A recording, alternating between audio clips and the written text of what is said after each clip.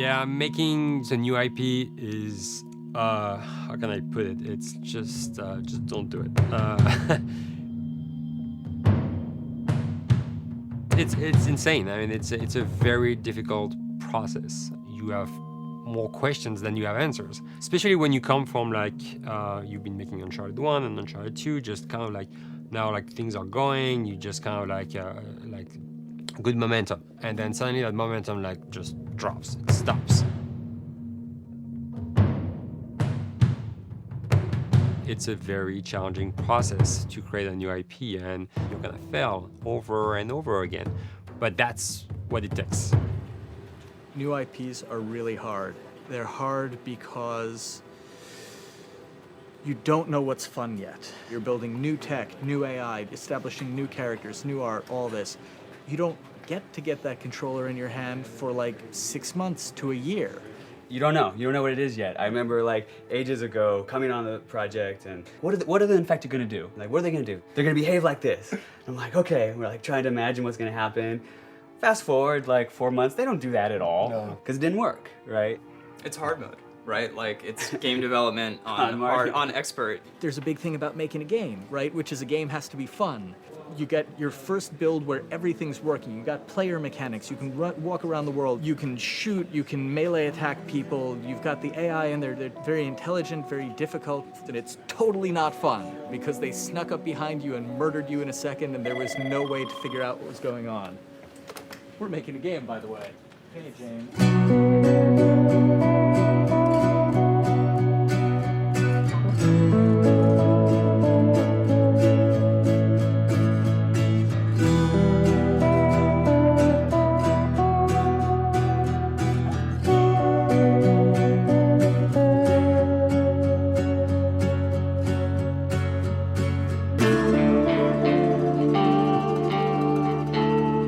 The company has grown quite a bit since I started. I think I was the 12th employee or something back when we got started, but we've tried to stay true to those smaller studio roots. I've been here for 16 years. There's just no reason to leave. I just like the environment here. It's very non-corporate. I think the way we work on Naughty Dog is kind of special because we don't really like hierarchy or bureaucracy, and no one is really just a manager here. Naughty Dog has a very flat structure. We pretty much all report to the co-presidents and the game directors. I always tell people when we hire them, just like, my job is going to be able to trust you, and that's what I want. I want just to give you something and you go with it, and I know it's gonna get done. We believe in iteration, we believe in collaboration, and we believe in the people making the game working directly with each other.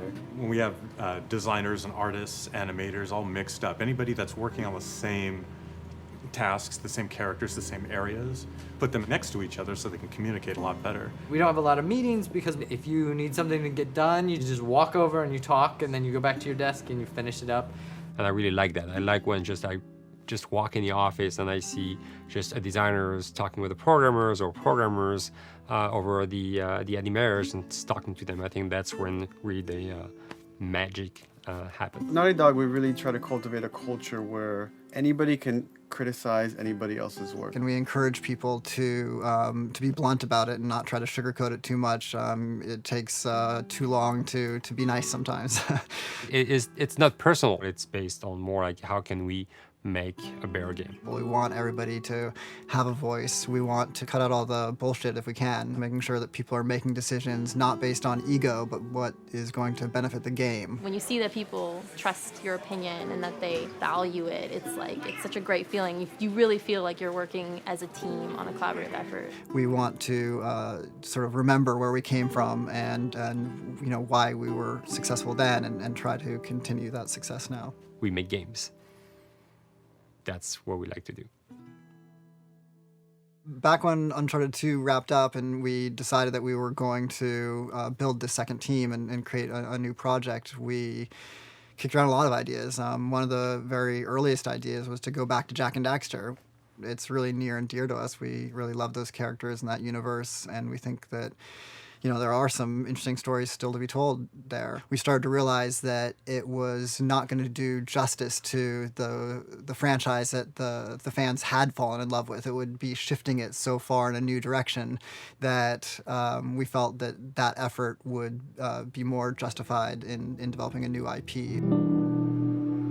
Neil and Bruce came to Christoph and I and said they wanted to do a post-apocalyptic game. I think the core essence of what they wanted to do, though, was to try to tell a story about two people and how their relationship evolves over the course of the entire game. That potential, oh wow, there is something very special about that game. This is going to be polished. Like, you're not sure if it's gonna work or not, and you have doubts. And like, should we be doing a game like that? Should we be doing a first-person shooter? Whatever. Like, you ask yourselves all those questions. And the creative director and the game director are the core of the team that have to really see eye to eye. That's why you have that balance between like Bruce and Neil's gonna try to push the just the story and the characters, and Bruce is going to try to push that with just the gameplay as well. And so it's kind of like those guys are just trying always to find the right balance between the two. It's a very delicate process. We feel that the interactive medium has an untapped potential to touch the feelings of the player. You have that connectivity, the fact that I'm actually in the world and participating in what's happening on the screen in front of me. It gives us some sort of advantage to make you feel connected with what's actually happening. At Naughty Dog, that's what we're trying to do, is pair story and gameplay together. If we can make you feel like you're actually with these characters on that journey, and you're invested in those stories and those characters, then you're feeling, in theory, the same thing that they're feeling. As the story evolved and took different shapes and different forms, the thing that was always there was Joel and Ellie. And because of that, everything kind of grew out of that relationship.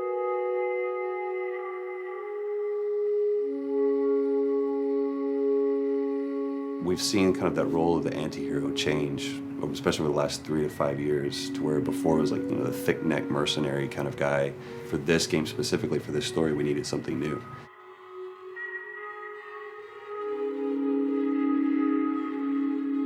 The reason we didn't want to make Ellie Joel's daughter from the get-go is because it wouldn't have anywhere to go. Of course, at that point, he'd be willing to do anything for his daughter, because that is what a dad would do for his daughter. If they didn't even know each other at the beginning of the story, then we start from scratch. It's almost like the player has the same relationship to Ellie as Joel does. And we could take our time to build that relationship between these characters. And if we do it right, then the player will be feeling that same growth that Joel does. And we're kind of mirroring that emotional relationship between the two.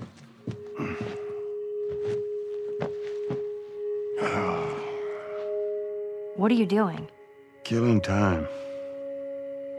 Well, what am I supposed to do? I am sure you will figure that out.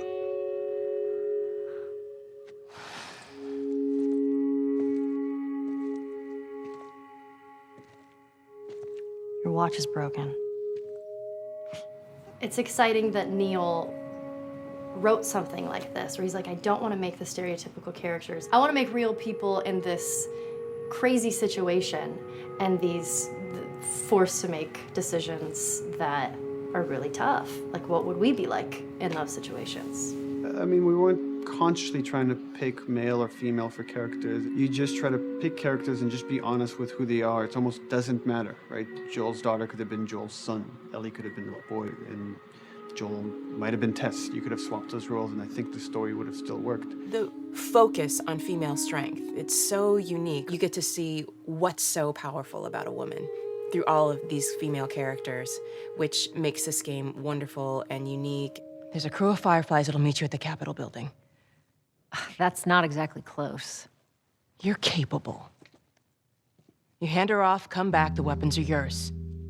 Double what Robert sold me. Speaking of which, where are they? Back in our camp. We're not smuggling shit until I see them. I want Joel to watch over her. Whoa, I don't think that's the I'm not best Ellie. idea. with him. How do you know them? I do think having a strong female character, especially like Ellie, is so rare in video games. And as a gamer, and more specifically a female gamer, it's frustrating to me because I'll see sort of the stereotypical female character where she's amazingly beautiful and huge boobs, and she's there to be either the love interest or just because they're like, well, we need to throw a chick in here. We've seen the strong woman or we've seen the weak woman. We haven't necessarily seen the empowered woman from this kind of standpoint. And there's that beautiful scene where Joel finds her inside the house and she's reading through this girl's journal going, is this really what they used to worry about? What shirt do I wear and what boy am I gonna go out with? You know, and to be met with those first world problems that we deal with every day and go, how trivial is all of this? I think it's gonna resonate a lot, not just with, you know, a female audience, but with a male audience as well. The thing that was intriguing to me after the fact is knowing that we're kind of creating a female action hero in a way, and this is her origin story with Ellie. To sort of be such a strong female character that is completely normal looking, regular t-shirt and jeans, and she's 14 and she is still a total badass, is really exciting to be a part of that. There's so few non-sexualized women in video games, especially in the main role, that we were kind of proud that we were creating one. It's very complex, and without the players knowing it, she becomes the protagonist by the end of the story. And that's why she's in the front of the box, and that's why we've been promoting the two of them together so much. Who's there? It is a dual protagonist game, and yeah, I guess I get nervous to think about it in that way.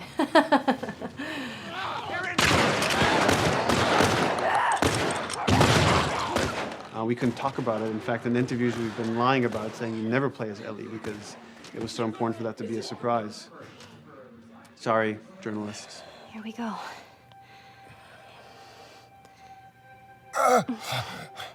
Sorry. Hold on. That's it.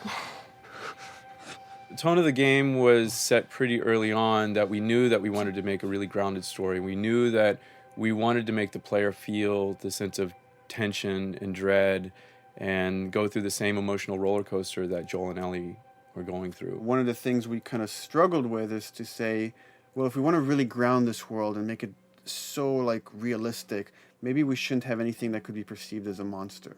Maybe like by just having an infection that just killed people, and it's all about humans and how they deal with this post-apocalyptic society and how different people decide to survive. Maybe that would be enough. And what we realized is because we're making an action game, a lot of the storytelling happens on the joystick. And once we remove the infected, it's like all of a sudden now we can't tell the story through gameplay of what happened to the world. And that's where we kind of went back and kind of brought the infected back in, because it lets you see, once you're fighting them, the threat that people had to deal with, that otherwise would just be very cerebral and people could talk about it, but you couldn't necessarily experience it yourself. In a novel, that might work. In a game for us, specifically an action game, it didn't work. And from there, when we start kicking around those ideas, and we're just like, what would be cool just to play? The early inception for it really came from a BBC video we saw called Planet Earth, where they were talking about a cordyceps fungus. This cordyceps fungus gets inside of the brain and controls these ants, and mandibles start chomping, they grow up to higher areas, cordyceps fungus sprouts out, and then it germinates. And essentially uses them to spread its infection and take over whole colonies, sometimes wiping them out. As soon as we saw it, we were intrigued by the idea of, what if it jumped to humans?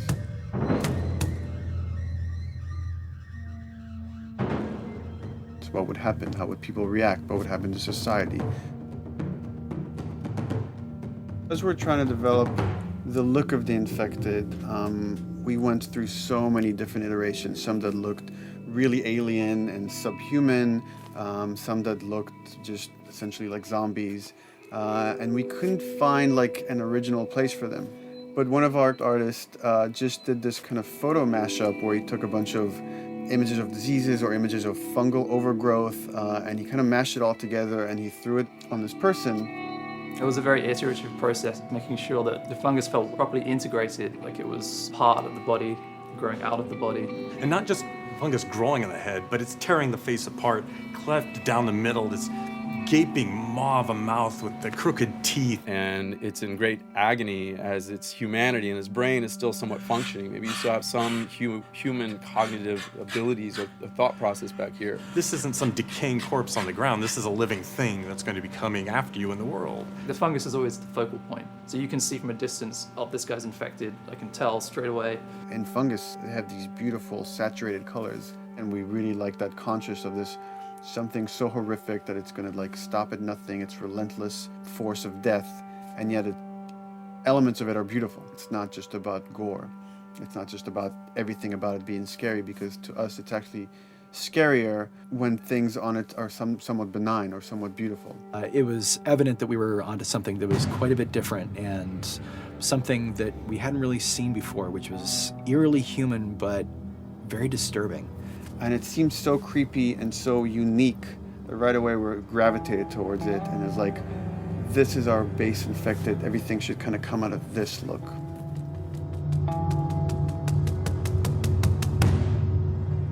So once we had this idea of the face-splitting kind of look that eventually became what we called the clicker stage. We went to great lengths to create a full biological cycle for these things. So in the early stages, you don't actually see too many signs of the fungus surfacing out of the skin. It's kind of underneath it, like people have lumps starting to show. The eyes will be kind of cloudy or lopsided because the fungus kind of originates inside the head. That moves into the next phase, which is the clicking phase. And if they mess with the eyes, we end up saying, well, how do they get around? Oh, echolocation. And they use a form of echolocation to track down their enemies. Just like bats, or even some blind people can see by making a clicking sound, a sound that on its own wouldn't be very scary. And then to associate it with something that people in this world are very fearful of, so that as you're exploring an environment, all of a sudden you hear this click, and you're seeing everybody just get frightened, just everybody duck, everybody hushes. Great.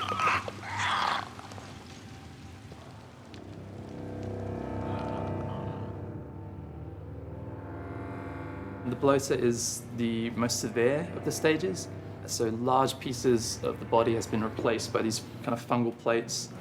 The fungus completely takes over the body and blooms. They're kind of covered in things that have been growing on them. Things like moss and like little life on life kind of. What the fuck is that? Goddamn bloater! When the infected feels like it's going to die, it finds like a dark corner, and it becomes part of the environment. The human elements aren't there anymore. And then the body is gone. They lay down and sprout and then spew spores. And if people can breathe those spores, they become infected as well. It all had to kind of make sense of how each stage flowed from one to the other. And that's hopefully how we've created a world that you can kind of look through it and understand the science behind it and say, I could buy this, I could get into this.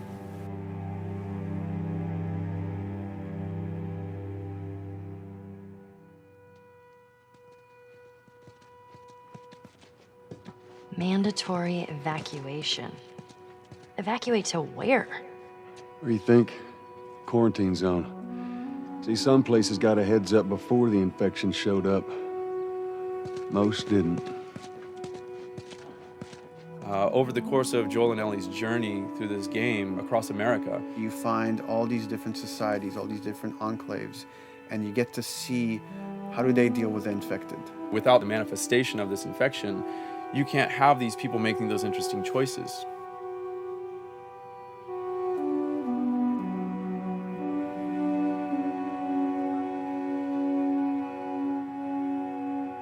The world we decided was actually its own character, really grounded with a lot of texture.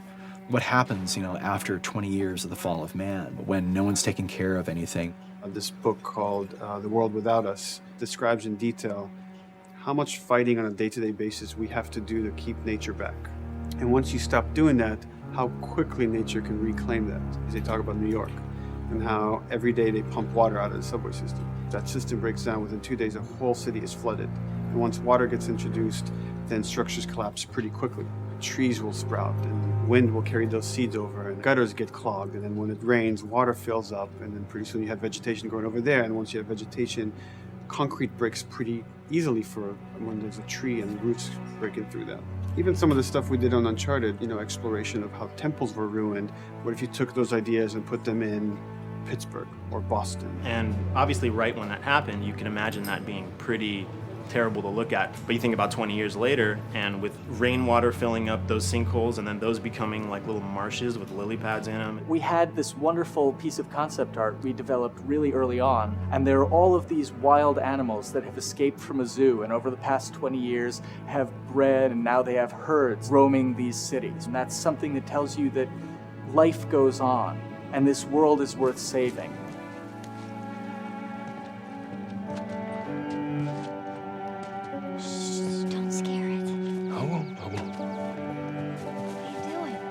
There's something really pretty about nature reclaiming its domain once we are gone. So fucking cool. We have another level of OCD of the logic goes into some of these environments. Water damage seeps into them, that creates some little moss growing on the floor, or a tree radiates energy from its base, and that over time starts to melt the snow around it. And that's the reason why you'd see those little rings of leaves showing through in the snow. That gives it that extra, believability. This is pitch art. I'll try to start with an idea that conveys sort of the feel of the environment. Something like this, very brushstrokey, very painterly. You can see not a lot of detail, just energy and conveying a mood. This is sort of just a conversation starter, and then this would be more of an actual space. So you start talking about, is this too tight of a space right here? Would the player even fit through there? Do we even want to include water? Those are conversations you start having a little bit later.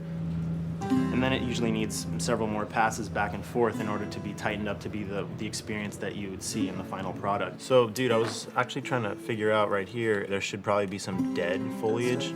It might be cool to see some of the dead stuff around the edges of the green, or like even spilling out into the street. Maybe what we do is, in some of these areas, we use it as like a transition from the actual concrete to the side of the building. So like they're almost sitting on top of a bed of dead foliage, like that really rich kind of like orangey brown color. Sienna or something would be nice.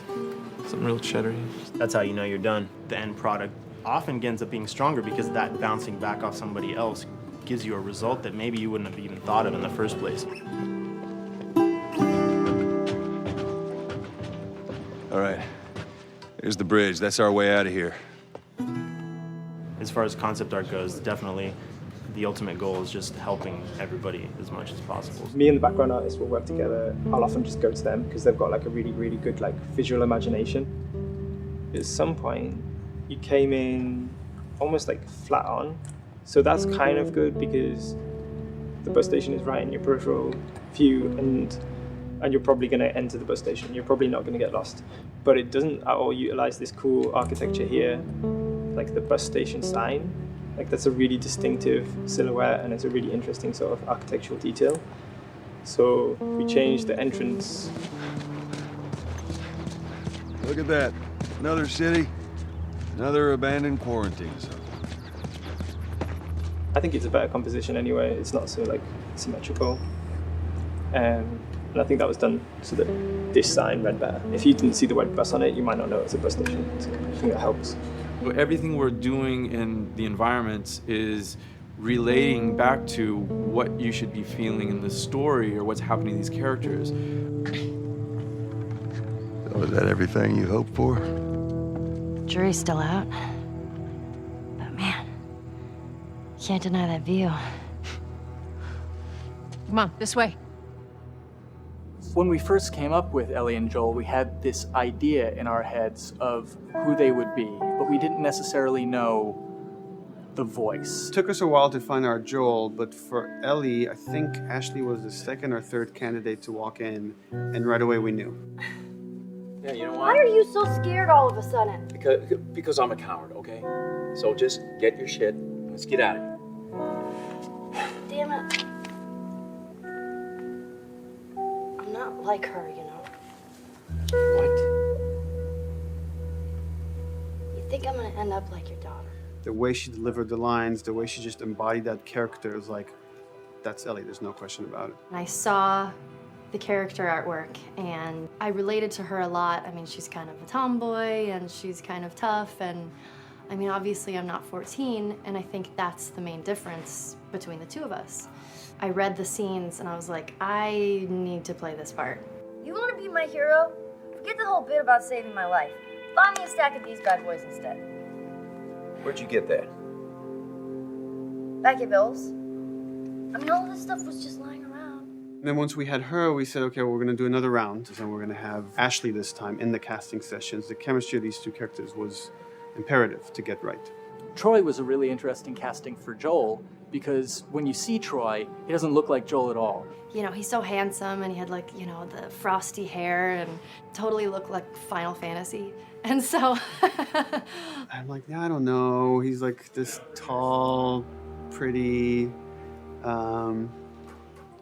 It didn't seem right. I walked into the room fully aware that I was the youngest person that they were seeing for this role. And it was a line that was in the audition side that says that Joel has few moral lines left to cross.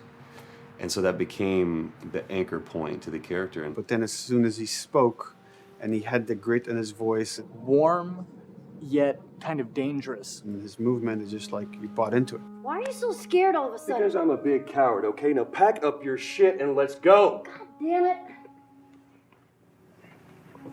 I'm not her, you know. What? You think I'm gonna end up like your daughter? Lily, you are treading on some very thin ice right now. It was Ellie and Joel. after he read, it was just like that was it. I've done some video games in the past, but to be handed the mantle of a franchise like this was a pretty big honor. Is she alive? She's alive. She's David's newest pet. Ah! Where? In the town. She's in the town. You mark it on the map. It better be the same exact spot your buddy points to. Neil pulled me aside one day, and he said, I have some ideas. And as you're well aware, Neil is a little twisted. He came up with this character, and, I just jumped at it. It was such a departure from everything I've done here for Naughty Dog, to say the least. Name's David. This here's my friend James.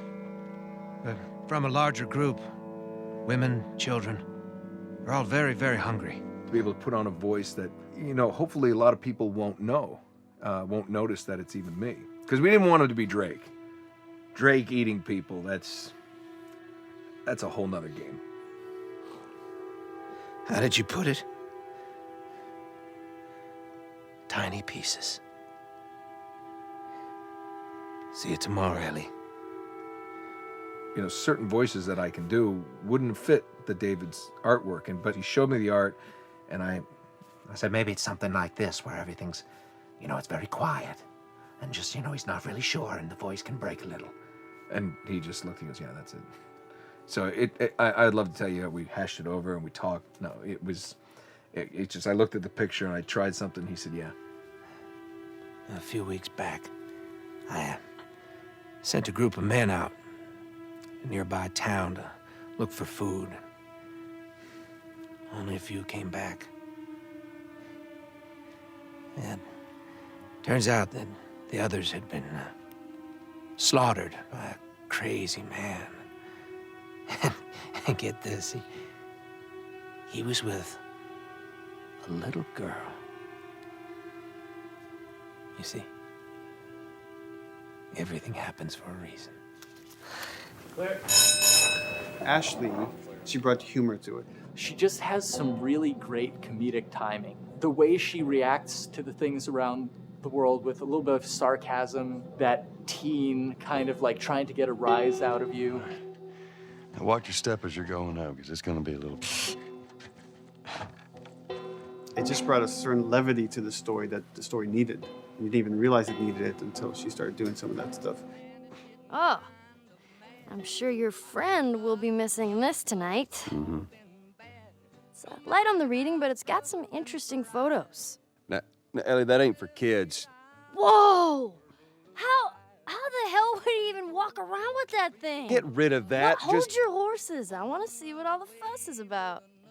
Oh, why are these all stuck together? I'm just fucking with you. Bye-bye, dude.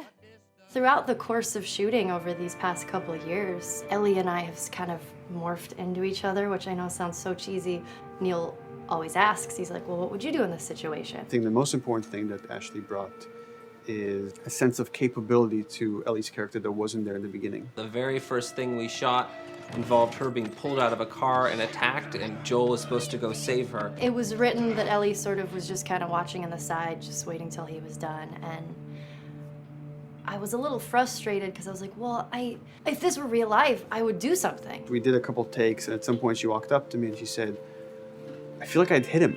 So we added in a part, like, right there off the bat, she's not just this damsel in distress. Right there, she wanted to fight back from her very first day of shooting. We didn't have it right initially. She needs to be more capable than initially we thought she would be, and actually that made us go back and rethink combat and rethink a lot of the areas in the game, and now she was going to take a much more active part.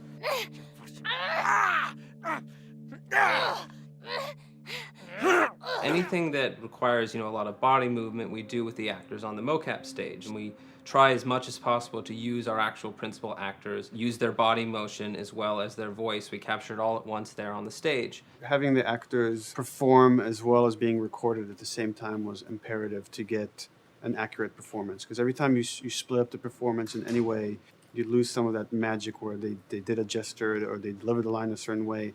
And those things have to be in sync, or there's just something subconscious that's like off-putting about the performance when you don't do it that way. You are treading on some mighty thin ice here. I'm sorry about your daughter, Joel, but I have lost people too. You have no idea what loss is. Everyone I have cared for has either died or left me. Everyone fucking except for you. So don't tell me that I would be safer with someone else, because the truth is I would just be more scared. It gives you the most authentic, most realistic performance, because you're actually there, not just making your own choices, but making your own choices based on the other people that are involved in that scene. So you get this truly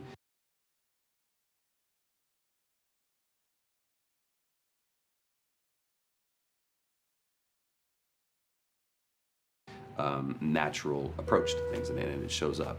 It's like theater in the round. You can do anything from any angle, and the smallest, most subtle thing we'll be able to pick up. There's no place to hide. So you have to be as prepared as possible, because you have no idea which moments they're going to use. There are these little improv moments and, little nuances that you get that probably isn't scripted, that just comes out of play, while they're performing. That mistake that is just blossomed into a really good idea. Did we improv on The Last of Us? Yes. Yes, we did. Doing this was a whole lot like being 5 playing in the backyard with a stick, and this is my machine gun, and, and a pine cone is my hand grenade. It's all your imagination. I'm doing the exact same shit that I did 45 years ago. I just get paid for it now. We square. We're square. And get the fuck out of my town. I don't do a lot of voiceover work, so for me, it was nice to be able to work off of your other actors. I can't imagine it working any other way. I'd never done mocap before. I didn't know what to expect. The suits were crazy. Yeah, the suit gave me wedgies. Like, deep wedgies that I had to pick out with my middle finger. Too much information. Just how damn sexy I look in a motion capture suit. I look like 10-pound of sausage in a 5-pound casing in that thing, man.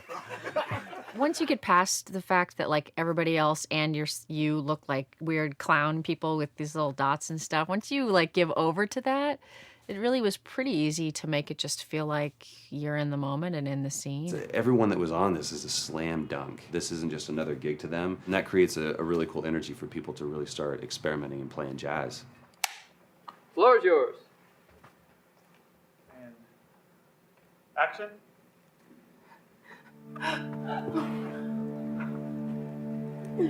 Get the fuck off of me! Oh, let her go. Don't worry, this is fixable. But I can't come with you. Well, then I'm staying. Ellie, I want Joel to watch over her. Oh, no. Bullshit, Absolutely I'm not. Ellie. This is not too. I could just take her to the North Tunnel and wait for me there. Jesus Christ. Just cargo, Joel. How do you know them? You know, we craft the scene out until it has a good feel, and then we pass it off to animation to clean it up. Real life motions don't necessarily always translate into gameplay. There's something that's usually missing, so we have to, you know, maybe enhance the gesture or enhance the shoulder movements or a breath that you want to be able to feel, but you don't really see it, so you can't really feel it unless you see it. Is everything all right? Yeah, everything's fine.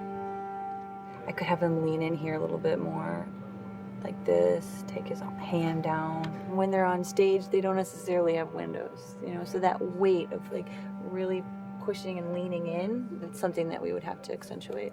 You know, give him a little bit more weight on that turn or put his head down a little bit more. There's a lot of dialogue that gets said between the two characters. We have to bring that alive through animation, and we have what we're using as gestures. Why would they mow down all these people? Can't let everyone in.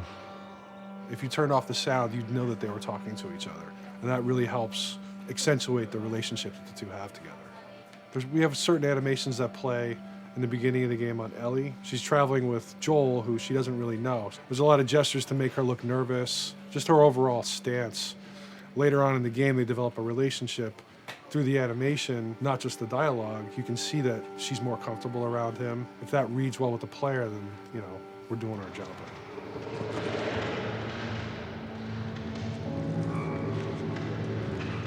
We want her to look scared. When she gets a gun, we want her to look scared of the gun.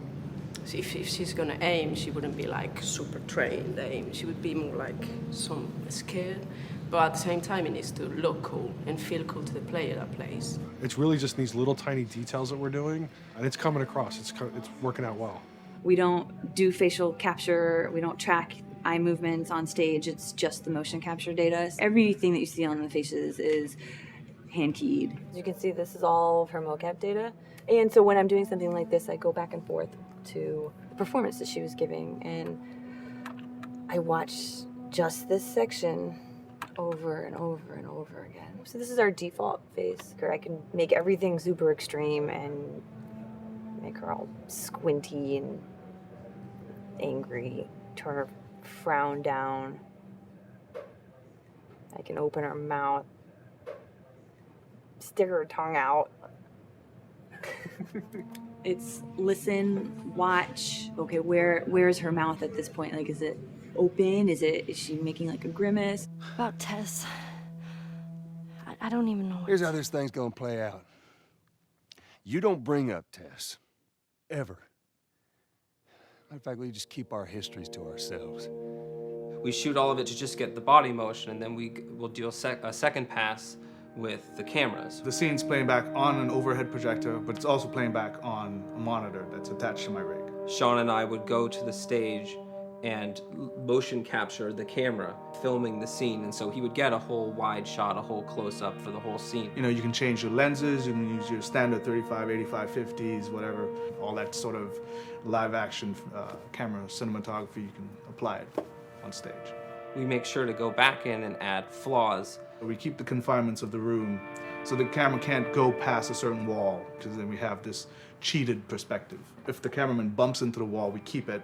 You know, missing focus hits when you're pulling focus, going too close to a character and reframing, those little moments in there kind of keeps it very cinema verite. If everything was too perfect, you wouldn't be able to put your finger on it, but you'd be able to feel it. It would just feel off. It's very much about grounding it, despite having, you know, the option to do whatever we want.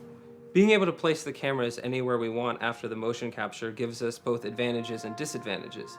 The biggest advantage is it means that we just have to nail the best performances we can get, and the luxury is that we can always swap it. The 3D world gives you limitless opportunities with cameras and movements, exposures, all that stuff. Most of these cameras are sort of set up like real world cameras. So we have lens, we have f-stop that will create the depth of field. We have aperture to, you know, set our film back and all that stuff. A master, and then I have my close-ups, my over the shoulders, sort of just like a live action production. Let's go to camera 30 at the 23.458. Then I get that kind of weird, you know, bend across his back. The closer I bring the camera, the more bend I get, which is, doesn't look right. It looks less cinematic than if I do that, which flattens the whole thing. And I'm trying to also catch Ellie. Like if you scrub a little more, catch her in the back here. So I want a longer lens of that kind of stuff. Since I've only had experience working with live action before I got into video games, it was a kind of a cool adjustment to be able to have this extra flexibility in post, to swap a line of dialogue for something different, even though that's not what the actors said at that time, and to be able to still have a close-up on them while they said it. You get to make it probably more perfect than you could ever make it in live action. How far are we gonna take As far as it needs to go. Where was this lab of theirs? Because our actors are both the voice and their body, they get to play, they get to try things, they get to work with our director to kind of come up with new ideas, or even our director will have a new idea on the spot that wasn't there in the script, but realizing when he sees it, oh, well, this would actually be better, this might feel better. And those changes all just happen organically there on the set. He could even lead straight into his thing. He's like, no shit, yep, Ty, we wanted to do that, so we rented 2 Harleys and drove cross country. Keep it pretty succinct, like we got the bikes, rode them cross country. Cool. It's shocking to me that this is Neil's first time directing. There was a specific tone and a specific approach that Neil and Bruce wanted to take with this. It just came down to there's nobody who knows the story better than you, and then there's nobody that knows these characters better than you. Why don't you just do this? He and I actually had a conversation about it. He says, I think I'm going to try this myself, and I'm not sure. Neil was fantastic. The floor is yours. Okay, so remember, you've been running away from this turret-mounted truck. If you come to this dead end, you're going to look up and see a potential way out. And action. Check it out.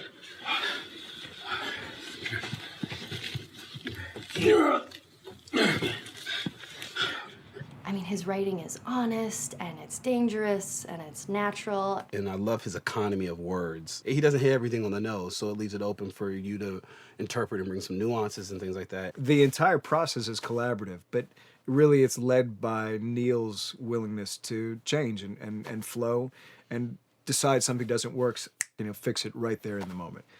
And it is something that's very foreign to the way that TV and film is done now, where everything has been micromanaged by the time you get it to the table read, and no one wants you to change anything, and everything's very precious and has been rewritten with notes from 20 people in suits, and you can't do that just anywhere in entertainment these days. Yeah, I want to make sure. I think I swung too far over to this way, and now it's a little bit of making jokes about it, and I need to bring it back to center a little bit.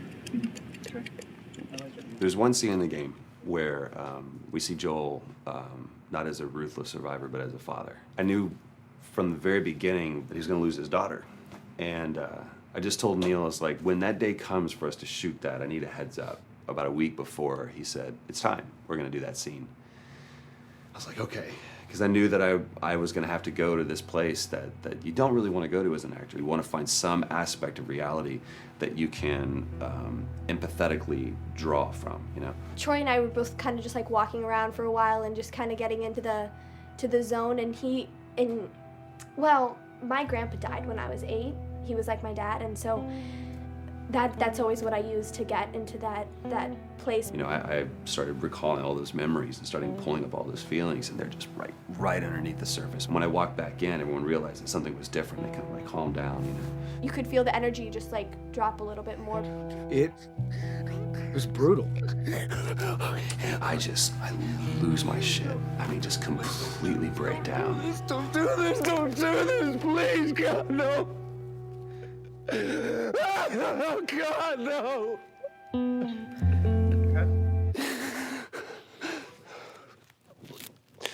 The soundstage was deathly still. That was the first take, and I felt really good about it. And it's like Neil said, okay, let's do it again. And so you do it again, and automatically you feel like you're manufacturing because you're trying to go back to that place, and you're in that actor nightmare of trying to get back to that reality.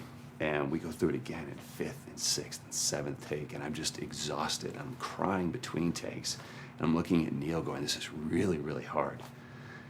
And finally, after like the 8th or 9th take, he said, all right, I think we got it. I was like, oh, thank God. And I went outside and I was just jacked up for the rest of the day. Just I mean, a wreck emotionally. But we got it. Then 2 weeks later, he calls me. And he says, so we need to reshoot a scene. I'm like, cool, what scene are we doing? And he just looks at me. I said, dude, don't do this to me. And you can either at that moment throw your hands up in the air and say, fuck this, and walk away. Or you can say, okay, this is an opportunity to get it more right. I'm like, okay, all right. You don't think you got it? I'm gonna show you that you got it. We've got it in the can. And so we go through it again, and it just feels fake, feels artificial. And Neil goes, go through it again. We start doing it again. And I'm getting madder and madder with each take. And finally, about the fourth take, Neil comes over to me, and I love him so much. He goes, so I'm picking up on some resistance. I was like, you're damn right you're picking up on some resistance. We've got this in the can already, and we're just wasting our time, and we're wasting all this effort and energy. And then he started talking me through the scene. And he was like, what I need you to do is I need you to just strip yourself of all these ideas, and I need you to hit this beat, and this beat, and this beat, and this beat, which just makes it sound so mechanical, and it's such an emotional scene. So we start going through it, and literally I am mindlessly doing these things at this point. Okay? I know it hurts, baby. I know. So I'm gonna lift you up. I'm gonna lift you up. I'm gonna get you over here. Come on, baby. Come on, work with me, please. God, baby. Sarah. Sarah! Don't do this to me, baby. Don't do this to me, baby. Come on. Come. And he stops, he goes, now we got it. And I realized that the reason why I wanted that first take to work was because I wanted everyone to look at me and go, wow, what an actor. And that's not what the scene needed. Those moments where you just have to sort of calm your ego down and just go back and do your work. That scene actually works, not because of me, but in spite of me. And that really is the marker and definition of working with a truly good director. There are many like it, but this one is yours. Why don't you have a seat?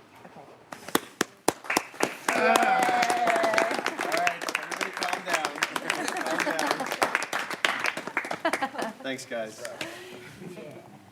The director's chair. Working on the project, we knew we wanted to have a pretty minimalist soundtrack. And we had a folder where we just throw music in there. Looked at the folder one day and we saw, we have a lot of stuff here from Gustavo Santaolalla. We're looking for a composer. What if we reached out to him? Oh, no. Sarah. Move your hands, baby. I know, baby, I know. Listen to me, I know this one. You're gonna be okay, baby. Stay with me. I want to pick you up. I know, baby. I know it hurts. Come on, baby, please. I know, baby. I know. Sarah. Baby.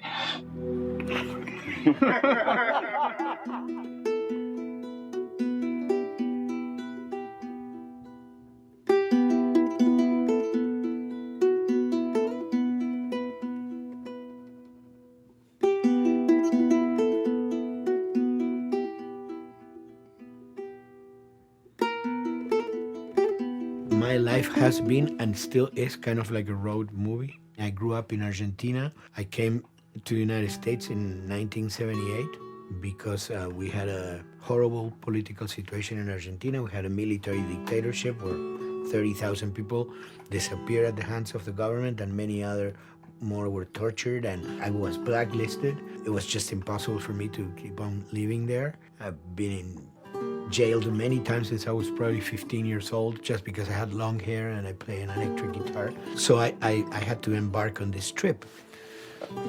I can relate to that kind of need of movement and going to the next place and the next place and the next step. I'm always attracted to the possibility of getting involved with a project from the very beginning. I like to work from the script and talking to the director. It's never been, oh, give me a piece like this, or give me a music that's this. It's just been very high level. Here's what the story's about. Here are the themes. go write some stuff. Since I don't know how to really read or write music, the way I produce music is actually recording it. So I like to come early in the projects, and I did in The Last of Us.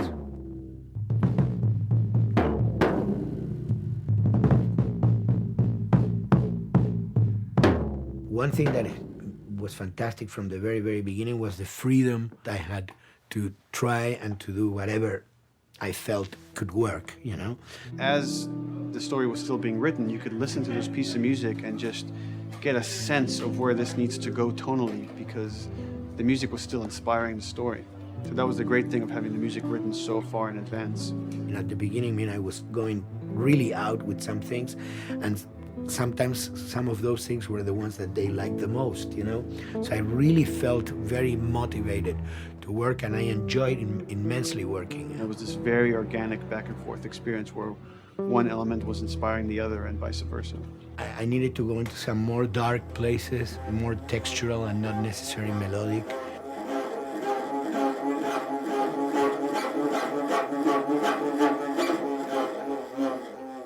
I'm always trying to sort of push myself into playing instruments that I don't know how to play. There's an element of danger and innocence. Lennon once said, you know, give me a tuba and I will be able to do something. I'm an artist. I should be able to do something. I like to put myself in that situation.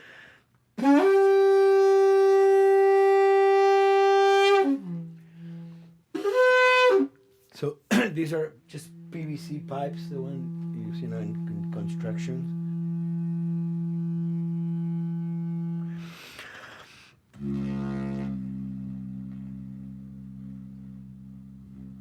Or instruments that I know, kind of twist them. From the concept of the prepared piano, you know, I mean, I've worked with prepared guitar to stick things into the guitar and things like that.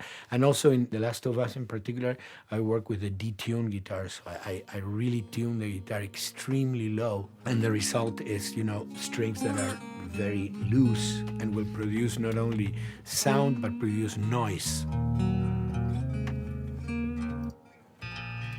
Because I believe, you know, every environment has its own sound. We have in our, you know, small studio, we have actually the possibility to record almost anywhere, including the bathroom, and we have done some fabulous recording, especially in the kitchen. When you score to picture, which is something that I don't do, then you know what you're gonna expect. But when you provide people with music, like I've done in all the films that I've done, and then you see it, how the director decided to use that, you know, in what particular way he uses it or where they edit it. It's always fascinating to me. I watch a scene and I'm going, you know, it's fantastic how they use this piece. I would have never, of all the music that I've done, probably I would have never used this piece there, but it works, you know, great. So I like that feeling of a collaboration.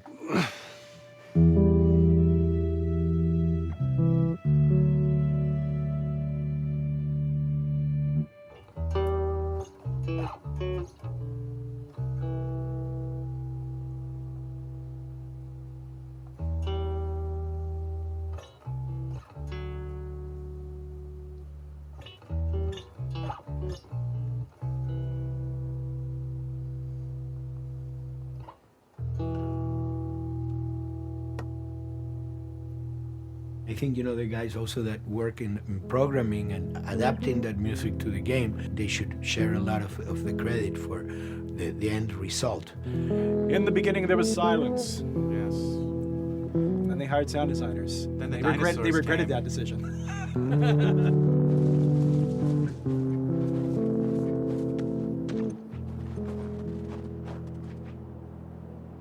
Hold it steady. Ha! Got you! In a much quieter environment like that, we really had to fill out the soundscape with much more natural sounds, much more detailed, delicate sounds. The tension comes from the lack of sound, in a way. Your brain is thrown off because where I expect to hear buses and crowds, all of a sudden I hear wind and leaves rustling.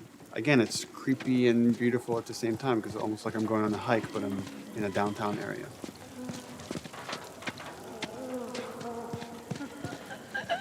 Get up over this see what we can find.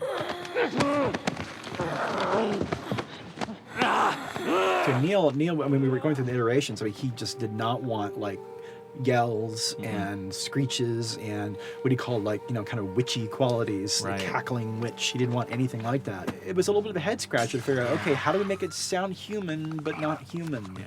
We really did not want to use any animals. We wanted these all to be human. Derek and I basically decided to hire a couple of voice actors who did some interesting work vocally to see if they could come up with something. And we worked with this girl, Misty Lee. She started giving us these really great screeches. And that's no process. Yeah, that's just her voice.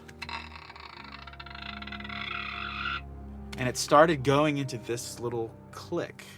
We also used a little bit of Phil's voice.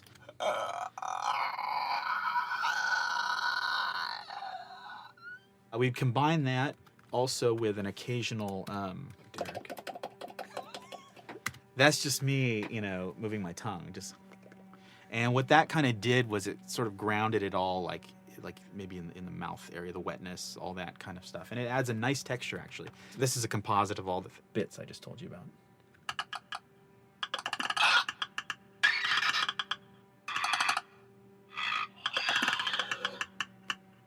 Sounds like a Snapple bottle. Oh, the lid? Like the lid, yeah. Hey, that's a good idea.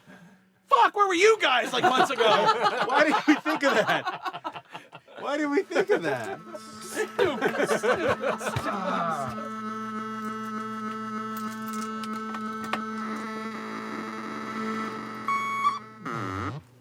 Viewers at home, you're probably wondering what this is. Let me tell you. About 10 years ago, I saw this Synthie A suitcase synth. I wanted to get one.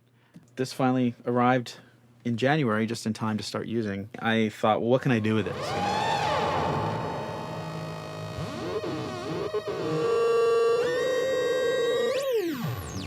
In Lakeside, there's a whiteout that happens, and this thing has a noise generator, which gives really convincing wind sound.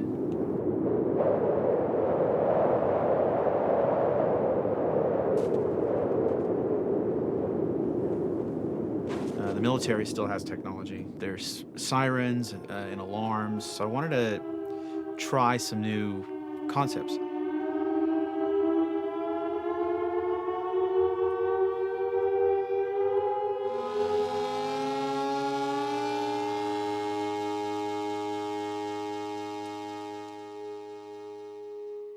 Man, What? nothing. It's just... I've never seen anything like this, that's all. You mean the woods? Yeah. Never walked through the woods. It's kind of cool.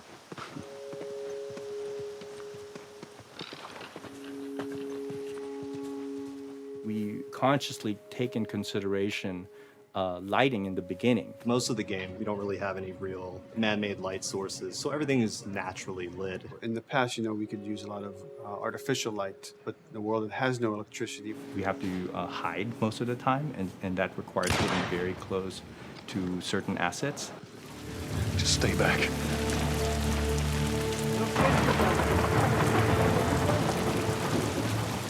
Otherwise, can't. Detail's expensive, and if you build up too much of it, you end up running into technical problems, right? Your engine slows down. When the frame rate goes down, everyone can bring up the profiling tools and see which parts of the frame actually cause the drop of the frame rate. This is the profiling tool. These are all the SPUs. Here's the GPU, and then here's the PPU. You can see, like, here's the main process, and here's all the sub-processes, and you can see, tells you, like, how many milliseconds and cycles it's taking. The programmers are whiz at modifying this stuff and realizing, oh my God, why is this thing so big? We're taking 10 milliseconds on this thing. And then that's when they come over and find somebody and hit them over the head with a club and be like, why are you doing this? I love, we put the 30 frames per second goal because that's what we shoot for. Someone nicely put the 60 frames per second goal. It's like, yeah, we're not gonna hit that. Lighters usually can come up with different lighting setup that still looks great, but is less costly in terms of performance. Did you talk to the character artist about her hand? So her face is getting a lot of spec, but then her arm is just like bone dry. You think something we can tweak in shader? We'll have to send back to character team Michael to take a look. I can play with the lights and see if that's creates more like spec. Yeah. I've never ever focused so much on lighting and how much sensitivity there is to that here. One of the first lighting scenarios I had to do was like 7 a.m. like overcast, and I'd like wake up early and like take photos with my phone. What color are the shadows? What color is the light? It is a master's course unto itself of how to deal with ambient lighting because I've never had to use it so much. Man, this is kind of sad. What is? All this music that's just sitting here. No one's around to listen to it. I don't know. It doesn't seem right. All the characters cast soft shadows onto the environment. Even when there is no direct sunlight or no direct light sources, we still have nice fuzzy shadows. When you're walking down the hallway and you see your soft shadow goes along with you projecting on the wall on the environment, that make everything look real.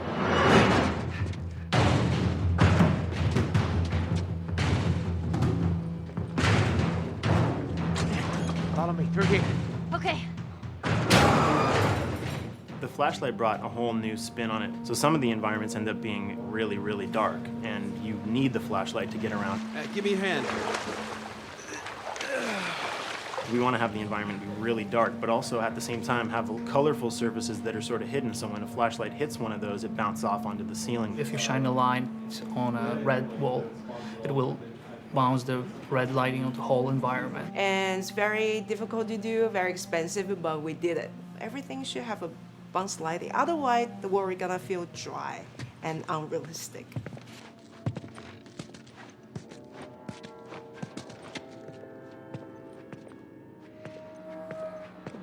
I guess this is where the assholes sleep. I mean, slept. This engine is really driven in a way towards a very high level of cinematic control over each frame. And hopefully, if we achieve our goal, you'll see it is beautiful. There are these truly beautiful moments amid all this chaos and destruction. Yeah, once we're done with this whole thing, I can teach you how to play guitar. What do you say, huh? Ellie, come on.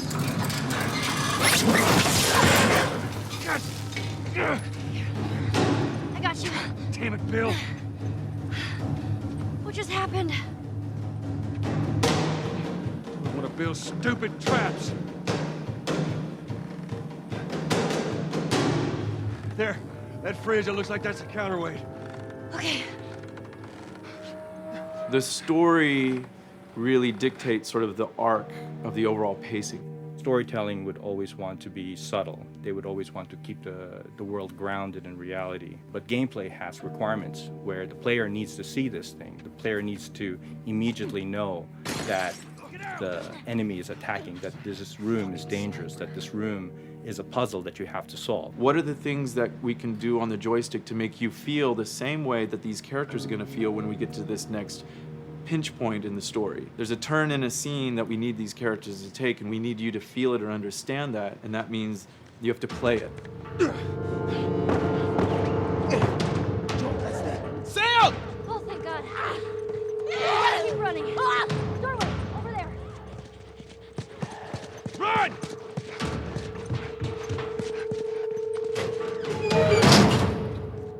We really want to make sure that there's that contrast between the negative space and then the high tension spikes.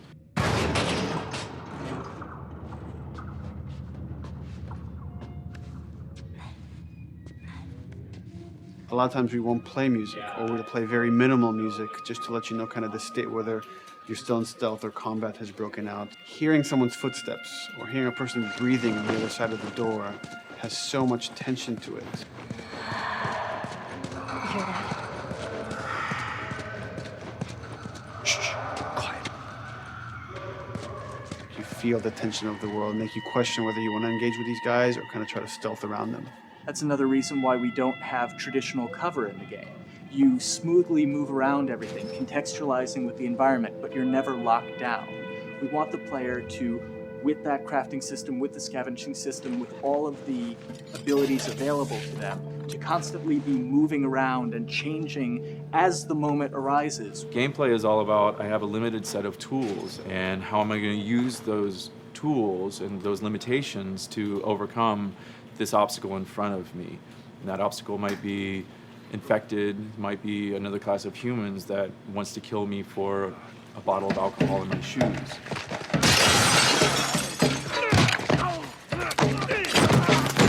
It was important for us that we don't underplay the violence, because then the threat doesn't seem as real.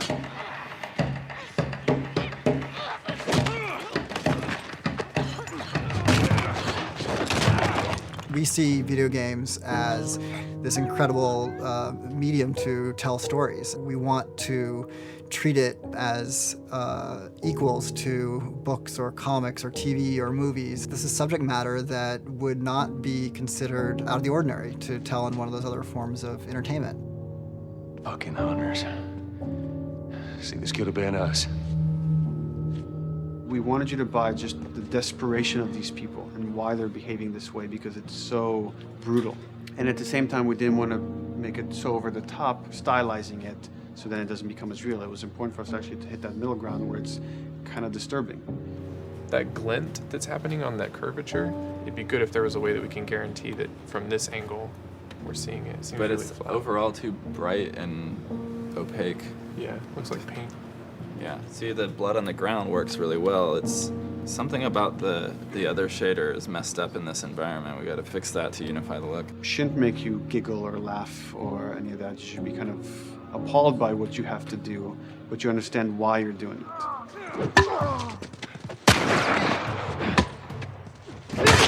You want to feel each hit. You want to feel each concussive strike. Lives are at stake. We want a death animation to have impactful performance, not just have a guy keel over in a ragdoll. In real life, a guy hitting a guy takes a half a second, but in the game world, you want that to be as instantaneous as possible. I lived my whole life in this very ugly test level. I basically just fight dudes in here all the time.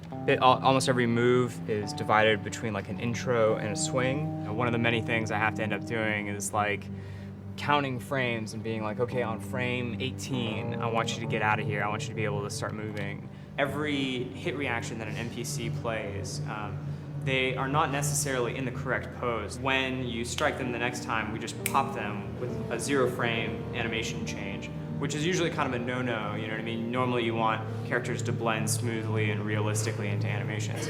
But what we found is that you can cover that pop up with a heavy impact. They can go from almost any pose into the pose that the impact starts from, and your eye just covers up the transition for you. So if you throw a brick at a guy, it puts him in this like kind of staggering stun state. And that changes the moves that you do when you come up and punch him. So now I'm gonna come up and punch him, and now when you're punching him, because you've hit him down, you get this like auto aim moment where you get like a free headshot. I try to make it so that, you know, if you kind of know what you're doing, that you can set yourself up for 1 + 2 = 3. Right here! Memory on a console is a very precious resource. All of Joel's animations with every weapon, all of the NPC animations, the stealth kills, you know, all of that stuff happening need to fit within a 4 meg to 5 meg memory footprint. This is a list of everything that's loaded in game and how much memory it's taking, because memory is our most precious resource right now. So we have a level, we call it the bookstore, it's in Hunter City, and this is a zone, for example. So when I set an AI to this zone, he will never leave its boundaries. I want guys to guard this exit where you have to go through, so I'll zone a couple guys around there to make sure that they, you know, they can fight you and use all this cover, but they want to stay around this door. This is another key component of the AI, is what we call the nav mesh. This defines the overall play space of where an AI knows he can or cannot go. Hey, look, that's where a cover used to be, and there's a hole cut out for it. I gotta fix that. Here's some other wonderful things. See these little red polygons? Yeah, that means they're not linking right for some reason, so that means they can't really walk through here properly. It's a bug, and I need to fix it. Welcome to my life.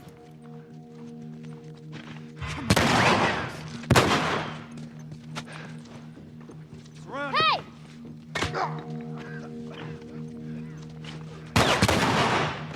If you look at a lot of games, NPCs are usually only alive for, a few seconds before the player ends up shooting them and then they're dead.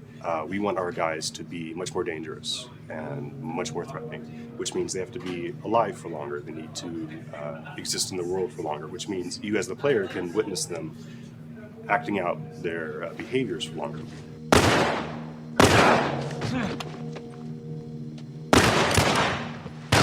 So we've been working really hard on our AI systems. Back of the box, biggest bullet is going to be like AI.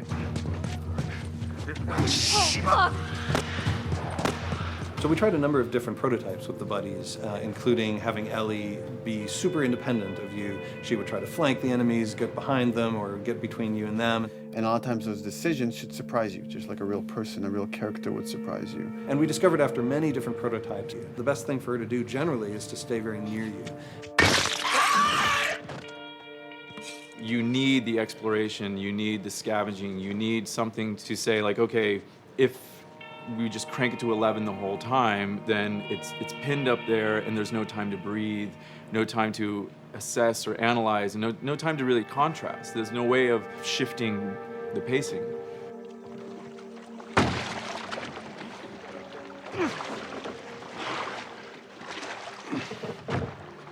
Puzzles are really weird, especially like Naughty Dog puzzles. I think they're very simple and satisfying. Most of this puzzle is strict exploration. You can see the ladder here, you can see the pallet there, you can see a clear route up to the ladder. So you're like, okay, maybe I have to get Ellie to the pallet, push the pallet over to this side, and like Ellie will climb up and lower the ladder.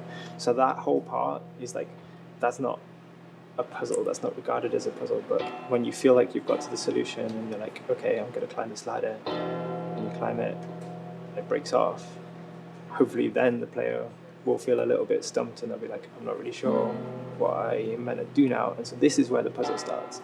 Hopefully at this point, like all of the elements that the player needs to solve the puzzle are very familiar to them because they've been through the previous exploration beats. They're improvising with elements that are at their disposal. That's a really sort of like strong theme throughout like The Last of Us. So, like you're a survivor, you'll take whatever tools you're given and you'll use them in like creative ways to survive.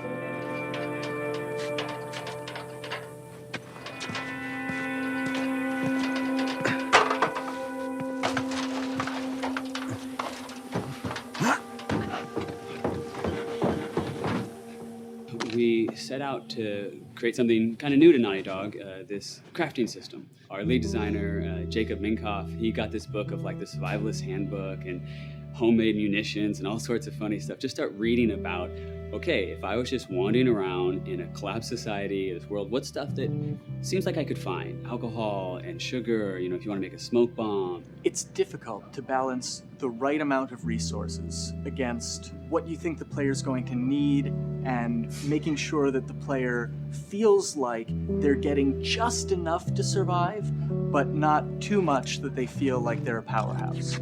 We wanted you to be forced to make some choices in the world that showed how depleted the resources were. So if there's a particular point in the story where the characters are having a particularly difficult time surviving, then we want you as the player to be finding fewer items, farther apart, harder to survive. We will item starve you at the same time that those characters are feeling starved and worn out.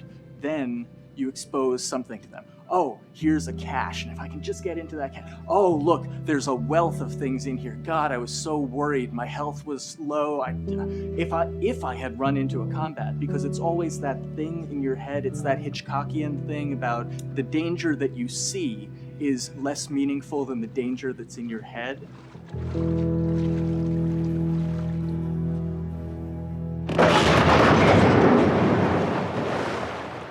When we're designing the levels, it's nice to have the stuff that we know people are going to encounter. We kind of call this some of the critical path stuff. These are the things that 9 out of 10 players are going to find. They're right in the way. It's where you have to go. And then whenever designing a level, you want to have that little nook and cranny, right? You want to reward the player being like, oh, you went over here.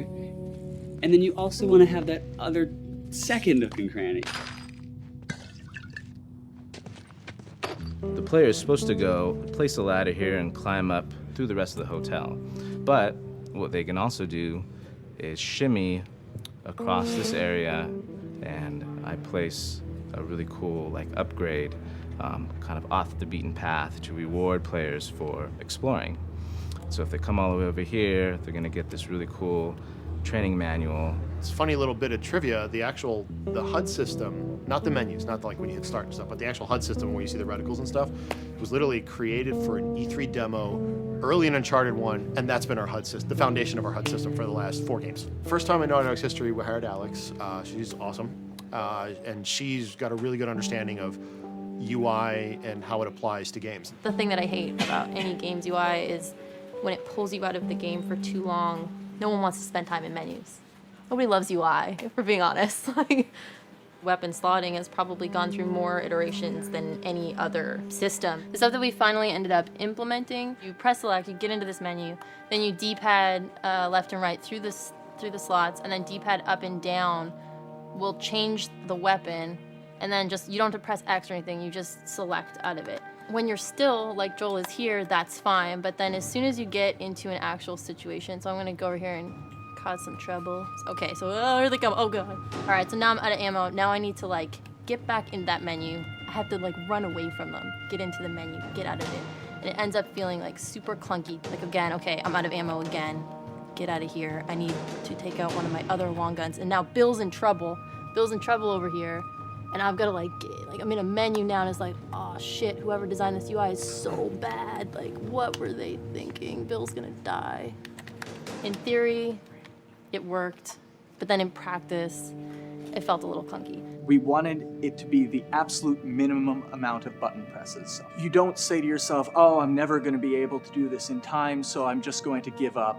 I'll die, I'll restart, let me try again. You wanna always make the player feel that there is a way to survive. They can just do this fast enough. And like what's gonna go in now, if you just left, right, D-pad through this stuff, you swap out your guns, like between long gun and short gun. If you're now on this gun and you were to hold X to pick your gun. So it all happens within the same system that you're using to slot the weapons. The first iteration that I did on that was awful. It just took way too long to get in. It was just a mess. QA was so upset at me like all the time. I'm sure they hate me now because of that system.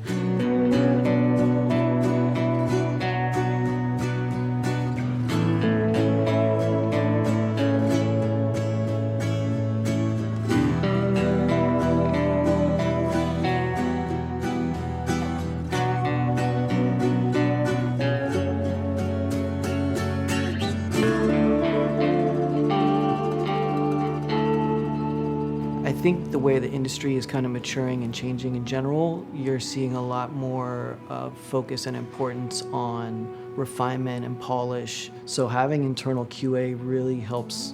The industry is kind of changing from QA being this like tighten up the graphics on level 3 bro kind of vibe to like really being a more technical, mental investigative job. On the publisher side, it's more reactive towards the code being delivered in a stable, controlled environment. Whereas on the developer side, especially at Naughty Dog, we are going beneath the art and the design. We're given enough weight where we can go up to somebody and be like, look, you have to fix this. Why? Come over, I'll show you. That kind of feedback, I would love to be able to say like, that was us, but it gets so diffused throughout the iteration process that you're just kind of like adding your, I guess like genes into the gene pool and then just seeing what happens, you know what I mean?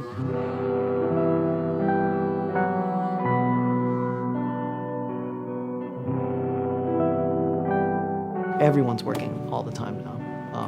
But like I tell people, like 7 weeks and then you can have tons of time off, enjoy the sun, you know? But for now, it's like, this is it for everybody.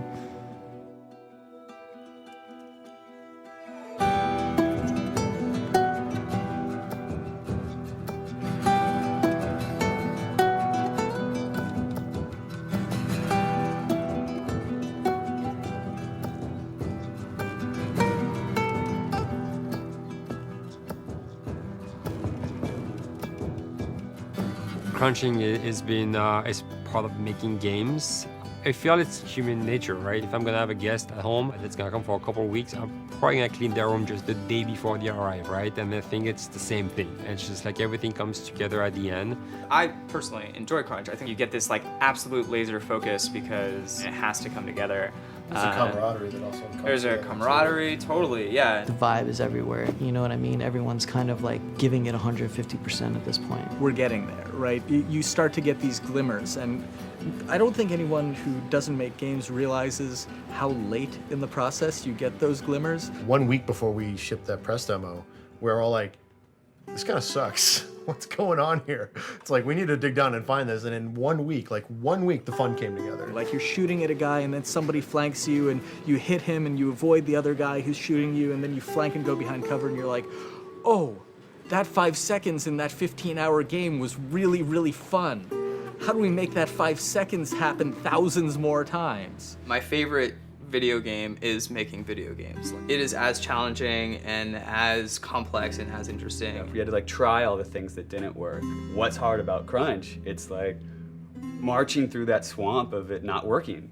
I mean, nothing's ever really final because you can always make something better, always. So we're constantly changing and constantly reiterating and trying to make it better and better and better, pretty much until we ship. As an artist, you're never really happy with your work. You could be given like 100 years to work on something, you'll still find things to nitpick and things to fix. Yeah, you can work on the game for 10 years and you'll still be crunching at the end.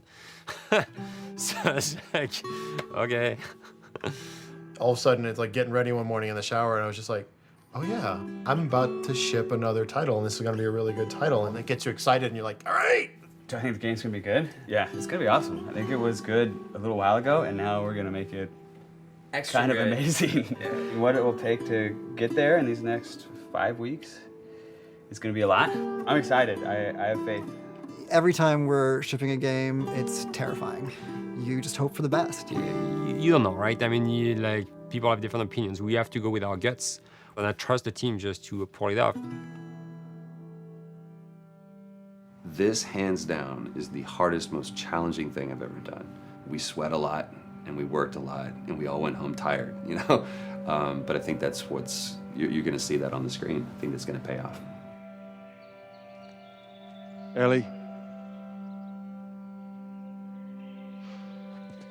Ellie? What? The ladder. Come on. Right. After David, Ellie's visibly distant.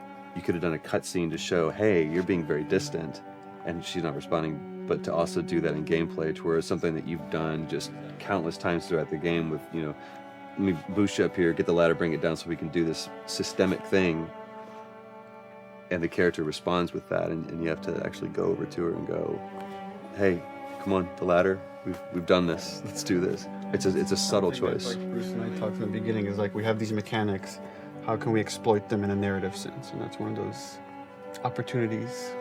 I just think it's incredible that happens in game. It's not a cinematic, you know. It's something that adds weight to that controller when they're playing. Wow, so good! Let's go eat. Let's go eat.